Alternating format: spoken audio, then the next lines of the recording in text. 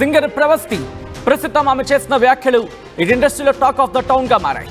మరి ముఖ్యంగా ఇండస్ట్రీకి సంబంధించి అనేక మంది చర్చించుకుంటున్నారు. దాంతోపాటు ఇప్పుడు 2 తెలుగు రాష్ట్రాల్లో కూడా ఇంట్రెస్టింగ్ డిస్కషన్ అయితే ప్రారంభమైంది. ఇప్పుడు ఈ ఎపిసోడ్లోకి ఎంట్రీ ఇచ్చారు సింగర్ లిప్సికా.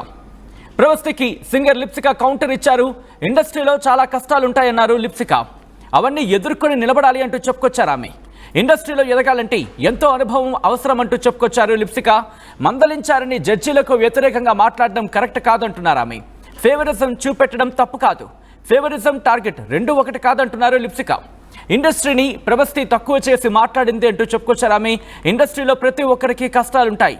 ప్రవస్తి ఇంకా ఎదగాలి, మెచ్యూర్గా ఆలోచించాలి. కీరవాణి మెప్పు పొందేందుకు నేను 5 నుంచి 6 సంవత్సరాలు కష్టపడ్డా అంటూ చెప్పుకొచ్చారు లిప్సికా. ఇండస్ట్రీకి వచ్చిన 6 ఏళ్ల తర్వాత నాకు కీరవాణి దగ్గర అవకాశం దక్కింది అంటూ చెప్పుకొచ్చారు ఆమె. కీరవాణి దగ్గర చాకరీ చేయడం సింగర్స్ అందరికీ ఇష్టమే అంటూ చెప్పుకొచ్చారు.